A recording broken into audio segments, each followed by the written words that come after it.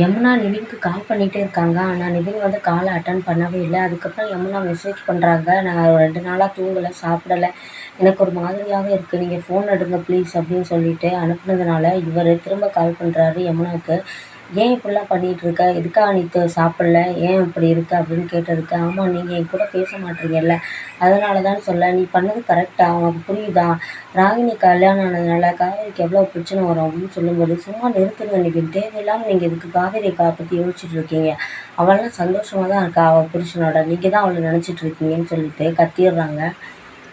அதுக்கு "என்னது சந்தோஷமா இருக்காளா? எப்படி நீ சொல்ற?" அப்படின்னு சொல்லிட்டு இவர் கேட்க, "உனக்கு தெரியாது யமுனா, அவ எந்த மாரி சிச்சுவேஷன்ல இருக்கான்னு சொல்ல." "என்ன எந்த மாரி சிச்சுவேஷன்ல இருக்கான்னு சொல்லிட்டு இருக்கீங்க?" "அவ அங்க கொடைக்கானல்ல புருஷனோட ஜாலியா தான் இருக்கான்னு சொல்ல." "கொடைக்கானல் போயிருக்காளாம்? எப்போ போனா?" அப்படின்னு சொல்லிட்டு நிவின் கேட்க, "அவ போய் இப்ப 4 நாள் ஆச்சு. அவ புருஷனோட நல்லா தான் இருக்கா. இன்னொன்னு உங்களுக்கு தெரியுமா? கங்கா அக்காவோடயும் அவ பேசிட்டா. எல்லாரும் ராசியாயிட்டாங்க. எல்லாரும் இப்ப கொடைக்கானல்ல தான் இருக்காங்கன்னு சொல்ல."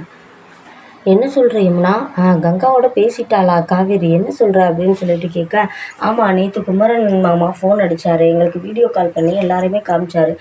பார்த்தீங்கன்னா, அம்மா கேட்டாங்க, எப்புட்ரி விஜய் தம்பி அங்கே இருக்காங்கன்னு கேட்கும்போது, இந்த மாதிரி விஜய் மாமா தான் சொன்னாங்க. அது என்னோட வேலை தான். நான் வந்து அவளை சர்ப்ரைஸ் பண்ணணும்னு சொல்லிட்டு இங்கே கூட்டிகிட்டு வந்துட்டேன்." அப்படின்னு சொல்லிட்டு சொல்ல, "தாத்தா வந்து சும்மா வெளியே போயிருக்காங்கன்னு தானே சொன்னார். நம்மக்கிட்ட கொடைக்கானல் போகிறத சொல்லலையே. தாத்தாக்கே தெரியாது நாங்கள் கொடைக்கானல் வந்தது. நான் சும்மா வெளியே போகிறேன்னு சொல்லிட்டு தான் காவேரியை கூட்டிகிட்டு வந்தேன். ஆனால் வந்து அவளுக்கு பிடிச்சமான பிளேஸ் வந்து கொடைக்கானல் தானே, அதனால தான் இங்கே கூட்டிகிட்டு வந்துட்டேன்னு சொல்ல, எல்லாருக்கும் ஒரே சந்தோஷமாக போயிடுச்சு.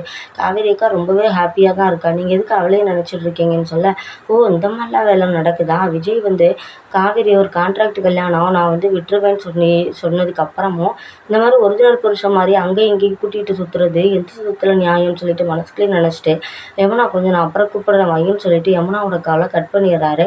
அதுக்கப்புறம் குமரனுக்கு கால் பண்ணுறாரு. "டேய் அண்ணா, நீ எங்கே இருக்க?" அப்படின்னு சொல்லிட்டு கேட்க, குமரனும், "உனக்கு ஒன்று தெரியுமாடா, நாங்கள் கொடைக்கானல் வந்திருக்கோம்னு சொல்ல." "நீ மட்டும் தான் வந்திருக்கியான்னு கேட்க, ஆமாடா, நானும் கங்காவும் தான் வந்திருக்கோன்னு சொல்ல." "வேறு யாரும் இல்லையான்னு கேட்க, உடனே நான் காவேரி இருக்காடா, ஆனால் நான் அவளோட சேர்ந்து வரல, நாங்கள் தனியாக தான் வந்தோம். எங்களுக்கு முன்னாடியே காவேரியும் விஜயும் வீட்டில் இருந்தாங்க தெரியுமா, ஒரே சர்ப்ரைஸாக போயிடுச்சுடா." அப்படின்னு குமரன் சொல்கிறாங்க நிவின்கிட்ட. "சரி, காவேரி இப்போ எங்கே இருக்கா?" அப்படின்னு கேட்க, "காவேரி அவள் புருஷனோட தான் உள்ளே இருக்கா, நான் கொஞ்சம் வெளியே நிற்கிறேன் கார்டனில்." அப்படின்னு சொல்லிட்டு குமரன் சொல்ல, "சரி, காவேரி சந்தோஷமாக இருக்காளான்னு?" கேட்க, "அதை ஏன்டா கேட்குறேன், நான் கூட நினச்சேன் உன்னோட கல்யாணம் பண்ணாமல் இப்படி வேற ஒருத்தவனோட கல்யாணம் பண்ணிட்டாளே, அவள் எப்படி இருக்க போகிறாளோன்னு தான் நான் நினச்சேன். ஆனால் உன்னைய மாதிரியே இவரும் ரொம்பவே நல்லவர் தான், நல்லா பார்த்துக்கிறாரு காவேரியை, தாங்குறாரு தெரியுமா." அப்படின்னு சொல்ல, இவர் அப்போ, "ஓ அப்படியா?" அப்படின்னு சொல்லிட்டு நிவின் கேட்குறாரு. "ஏன்டா என்னாச்சு?" அப்படின்னு கேட்கும்போது, சரி, கங்காவும் காவேரியும் எப்படிப்பா சேர்ந்தாங்கன்னு கேட்க, எல்லா விஷயமுமே நான் கங்காட்ட சொல்லிட்டேன். இந்த மாதிரி நான் தான் பணத்தை தொலைச்சேன், அதனால தான் வந்து காவேரி வந்து அந்த பழியை என் மேலே போட்டுக்கிட்டா, அந்த மாதிரிலாம் நான் சொல்லிட்டேன். அதனால தான்டா கங்கா வந்து அவளோட பேசினா. உனக்கு ஒன்று தெரியுமா, நாங்கள் வீட்டுக்கு வரும்போது காவேரி ஓடியாந்து கங்காவை கட்டி பிடிச்சா. ஆனால் கங்கா வந்து சுயநலவாதி, தள்ளிப்போன்னு சொல்லிட்டு காவேரியை தள்ளி விட்டுட்டு இவன் நடக்க ஆரம்பிச்சிட்டா. வாங்க நம்ம அத்தை வீட்டுக்கு போகலான்னு சொல்லிட்டு எங்கள் வீட்டுக்கு கிளம்பிட்டாடா. அதுக்கப்புறம் நான் ரோட்டில் வச்சு தான் பேக்கெல்லாம் தூக்கி வீசி எனக்கு கோவம் வந்துருச்சு. என்னால் தான் எல்லாமே நடந்திருக்கு. நான் எப்படி அந்த நேரத்தில் சும்மா இருக்க முடியும்? அதனால நான் எல்லா உண்மையும் சொல்லிட்டேன். இந்த மாதிரி நான் தான் வந்து பணத்தை எல்லாம் தொலைச்சிட்டேன். அந்த பழியை வந்து இவன் ஏற்றுக்கிட்டா. அதனால தான் இப்படி இருக்கீங்கன்னு சொல்லிட்டு சொன்னதுனால தான் அவன் ஓடியாந்து மறுபடியும் காவேரிட்ட பேசி கட்டி பிடிச்சி எல்லாரும் சமாதானம் ஆயாச்சுடா. ஒரு வழியாக கொடைக்கானல் வந்தது நல்லதாகவும் போச்சு போ அப்படின்னு சொல்லிட்டு சொல்ல, அப்போ "நீ பணத்தை தொலைச்சதுனால தான் இந்த கான்ட்ராக்ட் கல்யாணமும் நடந்துச்சு. நான் விஜயும் கல்யாணம் பண்ணிக்கிட்டா காவேரி. அப்படிங்கிறதையும் நீ சொல்லிட்டியா?" அப்படிங்கிற மாதிரி நிவின் கேட்க, உடனே, "என்ன சொல்கிற நீ? கான்ட்ராக்ட் கல்யாணமா? என்ன சொல்கிற?"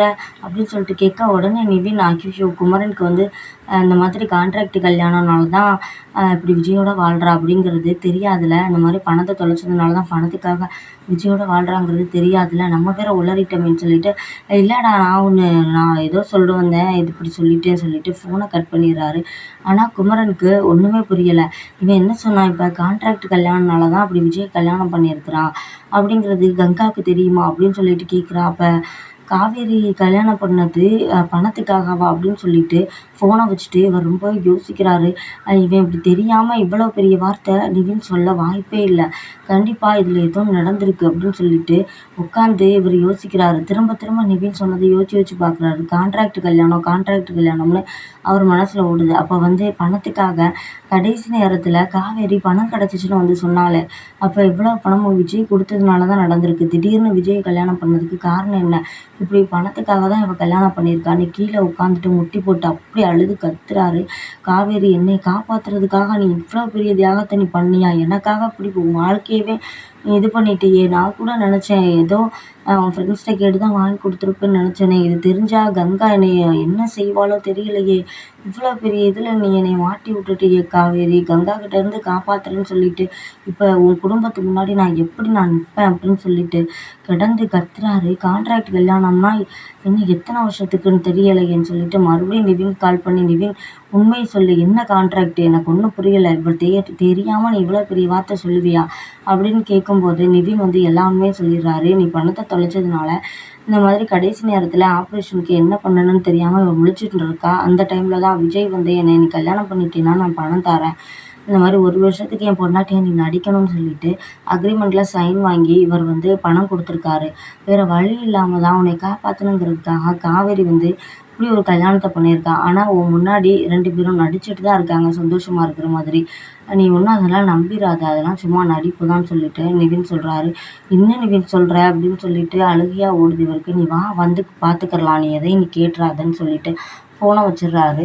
அப்படியே குமரன் ரூம் அடைச்சிட்டு அப்படி அழுது கத்துறாரு. அதுக்கப்புறம் நம்ம இதுக்கு ஏதாவது பண்ணியே ஆகணும், நம்ம விஜய்கிட்ட பேசலாம், என்ன தான் நடக்குது உங்கள் வாழ்க்கைக்குள்ளேன்னு நம்ம தெரிஞ்சே ஆகணும். ஏதோ ஒரு வகையில் நம்மளும் இதில் சம்மந்தப்பட்டுட்டோம், ஏதோ ஒரு வகையில் இல்லை, இதுக்கு முழு காரணமே நம்ம தான், நம்ம கண்டிப்பாக விஜய்கிட்ட பேசி தான் ஆகணும்னு சொல்லிட்டு நினைக்கிறாரு. விஜயை வந்து போய் பார்க்குறாரு. அந்த டைமில் விஜயும் காவேரியும் ஒன்றா இருக்கிறாங்க. எப்படி 2 பேரையும் இது பண்ணி நம்ம கேட்க முடியும்னு சொல்லிட்டு யோசிக்கிறாரு. காவேரி வந்து காவேரி, எனக்கு கொஞ்சம் காஃபி வேணும், போட்டு தரியா அப்படின்னு கேட்கும்போது, ஏங்க அவகிட்ட கேட்குறீங்க, நான் போட்டு தரேன்னு சொல்ல, இல்லை நீ போட வேணாம், எனக்கு காவேரி போடுற காஃபி தான் பிடிக்கும், நீ போய் போட்டுவான்னு சொல்ல, என்ன தானே போங்க அப்படின்னு சொல்லிட்டு கங்கா வேலையை பார்க்க ஆரம்பிச்சிடுறாங்க. விஜய் வந்து தனியாக இருக்கவும் விஜய்கிட்ட போய் நான் அவங்ககிட்ட கொஞ்சம் தனியாக பேசணும், கொஞ்சம் வெளியே வர முடியுமான்னு கேட்க, சரி வாங்க அப்படின்னு சொல்லிட்டு இவங்களும் போக, விஜய்க்கு ஒரே குழப்பமா இருக்குது. என்ன எதுக்கு இவர் நம்மக்கிட்ட என்ன தனியாக பேச போகிறாரு அப்படின்னு சொல்லிட்டு விஜய் நினைக்கிறாரு. அதுக்கப்புறம் பார்த்தீங்கன்னா, விஜய் வந்து என்ன பேசணும்? ஏன் இவ்வளோ தூரம் கூட்டிட்டு வரீங்க? அப்படின்னு சொல்லும்போது, குமரன் வந்து வீட்லேருந்து ரொம்ப தூரமாகவே கூட்டிட்டு வந்துட்டாரு. காவேரி அங்கே காஃபி எடுத்துகிட்டு வந்தா, இங்கே குமரன காணோம். அக்கா, மாமா எங்கக்கா? அப்படின்னு கேட்கும்போது, 2 பேரும் வெளியே போனாங்கடி, என்னைட்ட டீ போட சொல்லிட்டு இவர் ஏன்க்கா வெளியே போனாரு? அப்படின்னு சொல்லிட்டு கேட்க, தெரியலடி, உன் வீட்டுக்காரவங்கள கூட்டிட்டு இவர் வெளியே போனாரு, எதுக்குன்னு தெரியல. இப்படி தான் திடீர்னு ஏதாவது பண்ணுறாரு. நான் திட்ட போனா உனக்கு வந்து கோவம் வருமே உன் மாமாவன்னு சொல்ல, உடனே ஆரம்பிக்காது, வேறு எதுக்காவது போயிருப்பாங்க 2 பேரும். சொல்லப்போனால் அந்த என் வீட்டுக்காரவங்க தான் கண்டிப்பாக அவரை கூப்பிட்ருப்பாங்க. அதோட இவங்க டீ போட சொன்னதையும் மறந்துட்டு இவர் வெளியே போயிட்டார் போலன்னு சொல்ல, 2 பேரும் வெளியே தூரமாக போயிடுறாங்க. தூரமாக போனதுக்கப்புறம் குமரன் டக்குன்னு விஜயோட கையை பிடிக்கிறாரு. கையை பிடிச்சோன்னே விஜய்க்கு ஒன்றுமே புரியலை. இவருக்கு எல்லா உண்மையும் தெரிஞ்சிருச்சோ, எதுக்காக அப்படிலாம் நடந்துக்கிறாரு அப்படின்னு நினைக்கும்போது, குமரன் வந்து ஒரே அழுகையாக அழுகுறாரு. ஏங்க ஏன் அழுகுறீங்க? அப்படி என்னாச்சு? என்ன ஏன் அழுகுறீங்க? அப்படின்னு கேட்கும்போது, ஏதாவது கஷ்டமா, ஏதாவது சொல்லணுமா அப்படி இப்படின்னு கேட்க, ஏதாவது காசு இந்த மாதிரின்னு கேட்க, அந்த காசு அதனால தான் இவ்வளோ பிரச்சனையும், நீங்கள் அந்த காசை பற்றி பேசாதீங்க அப்படின்னு சொல்லிட்டு சொல்ல, விஜய்க்கு வந்து தெரிஞ்சு போச்சு, இவருக்கு ஏதோ தெரிஞ்சிருச்சு போல், நிவின் தான் கண்டிப்பாக சொல்லியிருக்கணுங்கிற மாதிரி, இன்றைக்கி நம்ம செத்தோண்டாங்கிற மாதிரி நினைக்கிறாரு. இவர் பரவாயில்ல, கங்காட்ட சொன்னால் என்ன ஆகுறது, அவ்வளோதான், என் தங்கச்சி இப்படி ஏமாற்றி இப்படி கல்யாணம் பண்ணியிருக்கியான்னு நம்மளை கழுத்தை நெரிச்சு இங்கிட்டே கொடைக்கானல் மலையிலேருந்து தள்ளி விட்டாலும் பெருசாக யோசிக்கிறதுக்கு இல்லைன்னு சொல்லிட்டு பயந்து போய் நிற்கிறாரு. ஏன் அப்படி பண்ணீங்க, ஏன் அப்படி பண்ணீங்கன்னு குமரன் கேட்குறாங்க கையை பிடிச்சி. விஜய், நான் உங்களை இன்னமும் நினச்சேன், ஆனால் நீங்கள் இப்படி பண்ணுவீங்கன்னு நான் நினைக்கவே இல்லை அப்படின்னு சொல்லிட்டு குமரன் சொல்ல, கன்ஃபார்மாக தெரிஞ்சு போச்சு நம்மள்ட்ட இந்த விஷயத்தை பற்றி தான் அவர் கேட்க போகிறாரு அப்படின்னு. நீங்கள் எதை பற்றி கேட்குறீங்க, எனக்கு ஒன்றும் புரியலை அப்படின்னு சொல்லிட்டு சொல்ல, இந்த மாதிரி எதுக்கு பண்ணீங்க, அவள் சின்ன பொண்ணு, அவளுக்கு என்ன தெரியும், அவகிட்ட எதுக்கு இந்த மாதிரி நடந்துக்கிட்டீங்க அப்படின்னு கேட்க, என்ன யார் சின்ன பொண்ணு அப்படின்னு சொல்ல, காவேரிக்கு இப்படி ஒரு கல்யாணம் தேவையா, எனக்கு இப்போ தான் எல்லாமே தெரிஞ்சிச்சு, எனக்கு நிவின் தான் எல்லாமே சொன்னான்னு சொல்லிட்டு சொல்ல, ஓ அப்படின்னு சொல்லிட்டு இவரும் பார்க்க, இல்லை அது வந்து காவேரியும் அப்போ எந்த பணமும் இல்லாமல் நின்றா, அதே மாதிரி எனக்கும் தாத்தா ரொம்பவே கல்யாணம் பண்ணிக்கன்னு ப்ரெஷர் கொடுத்தாரு, அதனால தான் அப்படின்னு சொல்லிட்டு சொல்ல, அதுக்காக வேறு பொண்ணு உங்களுக்கு கிடைக்கலையா, காவேரி தான் உங்களுக்கு கிடைச்சாளா, அவள் காசுக்காக இன்னைக்கு நீ கொல்லுங்க அப்படின்னு சொன்னால் கூட நான் செத்துடுறேன், நீங்கள் இந்த பணத்தை கொண்டு போய் எங்கள் வீட்டில் கொடுத்துருங்க அப்படின்னு கூட சொல்லுவாள், அதுக்காக நீங்கள் அவளை கொண்டுட்டு இந்த பணத்தை கொண்டு போய் எங்கள் வீட்டில் கொடுத்துருப்பீங்களா சொல்லுங்கள் அப்படின்னு சொல்லிட்டு குமரன் கேட்க, இந்த மாதிரி பண்ணிட்டீங்களே, நீ தப்பாக தப்பாக நினச்சிக்காதீங்க அப்படின்னு சொல்லிட்டு குமரன் ரொம்பவே அவர் கையை பிடிச்சி கண்ணில் ஊற்றி அப்படி அழுகுறாரு. இங்கே பாருங்க, அழுகாதீங்க, இங்கே பாருங்க, ஏன் அழுகுறீங்க, இப்படி விடுங்க, நம்ம பார்த்துக்கிறலாம் அப்படின்னு விஜய் சொல்ல, என்ன பார்த்துக்கிறலாம், என்ன பார்த்துக்கிற போறீங்க, இன்னும் 8 மாதம் தான் நீங்கள் வாழ போகிறதா நிவின் சொல்லிட்டு சொன்னானே, அவங்ககிட்ட நீங்கள் சொன்னீங்களாமே இந்த மாதிரி கான்ட்ராக்ட் கல்யாணம் தான், இன்னும் கொஞ்ச நாள் தான் நம்ம வாழுவோம்னா, அப்போ அவ்வளவுதானா, காவேரிக்கும் உங்களுக்கும் இடையில உள்ள இது அவ்வளவுதானா, நீங்கள் இங்கே நடந்துக்கிட்டது எல்லாமே பொய்யா, 2 பேரும் நடிக்கிறீங்களா, அப்போ நாங்கள் தான் உங்களை நம்பிட்டோமா அப்படின்னு சொல்லிட்டு குமரன் கேட்குற ஒவ்வொரு கேள்விக்கும் அவரால் பதிலே சொல்ல முடியல. விஜய் அப்படியே பார்க்குறாரு. சொல்லுங்கள், நீங்கள் 2 பேரும் புருஷன் பொண்டாட்டி மாதிரி நடிச்சுட்டு தான் இருக்கீங்களா, எப்படி காவேரி உங்களுக்கு பிடிக்காம போச்சு, இத்தனை மாதம் அவங்களோட வாழ்ந்து எப்படி உங்களுக்கு பிடிக்காம போச்சு அப்படின்னு குமரன் கேட்குறாரு. உடனே விஜய் மனசுல நினைக்கிறாங்க, காவேரி பிடிக்காம எப்படி எனக்கு போகும், காவேரி எனக்கு ரொம்பவே பிடிக்கும் அப்படிங்கிற மாதிரி சொல்கிறாரு. ஆனால் விஜய் வெளியவே சொல்ல மாட்றாரு.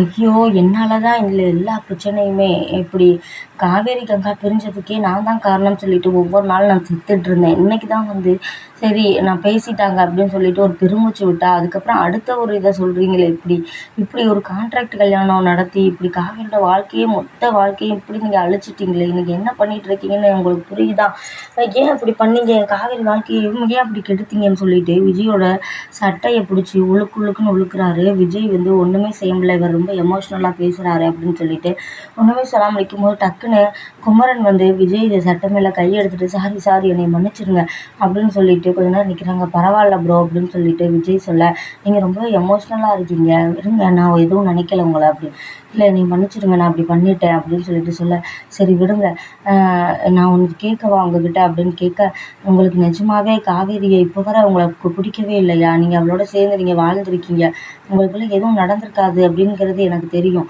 ஆனால் இந்த மாதிரி காவேரியை ஒரு விஷயத்துல கூட பிடிக்கலையா, காவேரியோட சேர்ந்து வாழணும் அப்படிங்கிற எண்ணம் உங்களுக்கு இல்லவே இல்லையா அப்படின்னு கேட்க, அதுக்கு விஜய் பதிலே சொல்லாமல் நிற்கிறாரு. நீங்கள் எதுக்குப்பா பதில் சொல்லாமல் நிற்கிறீங்க, நீங்கள் உண்மையை சொல்லுங்கள், உங்களுக்கு தோணலையா, காவேரியை பிடிக்காம யாருமே இருக்க முடியாது அப்படின்னு சொல்ல, விஜய் மனசுக்குள்ளேயே அது உண்மைதான், அவளை பிடிக்காம யாருமே இந்த உலகத்தில் இருக்க முடியாது, ஆனால் அவளுக்கு என்னை பிடிக்குமான்னு தெரியலையே, நான் அவளோட எப்படி சேர்ந்து வாழ்றது, அவளுக்கு நிவினை தானே பிடிச்சிருக்குங்கிற மாதிரி ஒரு மனசுக்குள்ளே நினைக்க, காவேரி விஜய் இப்படியே குமரனையே பார்க்க ஒன்றுமே சொல்லாமல், குமரன் டக்குன்னு விஜயோட கையெல்லாம் இறுக்கி பிடிச்சிட்டு, நான் உங்ககிட்ட ஒன்று கேட்கவா, நீங்கள் எப்படி யாரையோ ஒரு ஆளை தானே கல்யாணம் பண்ணிக்க போகிறீங்க, கடைசி வரை நீங்கள் காவேரியோட வாழுங்க ப்ளீஸ், எனக்காக நீங்கள் இதை செய்வீங்களா, இன்னைக்கு உண்மையை சொல்லுங்கள், நீங்கள் எப்படியாவது நீங்கள் காவேரியோட வாழுங்க, நீங்கள் பிரிஞ்சிடாதீங்க காவேரியை விட்டு, எங்கள் வீட்டில் எல்லாரும் அவ்வளோதான் உடஞ்சி போயிடுவாங்க, உங்களையே மாப்பிள்ளையா எங்கள் அத்தையெல்லாம் நினச்சிட்டாங்க, அப்படி இருக்கும்போது மறுபடியும் காவேரிக்கு இன்னொரு கல்யாணம்லாம் பண்ணுறது வாய்ப்பே இல்லை, அதே மாதிரி காவேரி பற்றி உங்களுக்கு தெரியலை, அவள் மறுபடியும் யாரையுமே கல்யாணம் பண்ணிக்கவே மாட்டாள், தயவு செஞ்சு எனக்காக நீங்கள் சேர்ந்து வாழுங்க, நீங்கள் எனக்காக இதை செய்வீங்களான்னு கேட்கும்போது விஜய் சொல்கிறாரு, எனக்கு விருப்பம் இருந்தாலும் காவேரிக்கு அந்த விருப்பம் இருக்கணுமே, காவேரி மனசில் நான் இருக்கிறேன்னான்னு உங்களுக்கு தெரியுமா, அப்படி காவேரி மனசில் நான் இருந்தேன்னா அவளுக்கு என்னோட சேர்ந்து வாழணும்னு அவளுக்கு ஆசை இருந்துச்சுன்னா கண்டிப்பாக நான் அவளோட சேர்ந்து வாழ்கிறேன் அப்படிங்கிற மாதிரி விஜய் சொல்ல, குமரனுக்கு அப்போ தான் சந்தோஷமாகவே இருக்குது, ரொம்பவே சிரிக்கிறாரு. சிரிச்சுட்டு, இது போதும் எனக்கு, இது போதும், உங்கள் 2 பேரையும் நான் சேர்த்து வைக்கிறேன், கண்டிப்பாக நீங்கள் 2 பேரும் சேருவீங்க அப்படின்னு சொல்லிட்டு விஜயை கட்டி பிடிச்சிக்கிறாரு.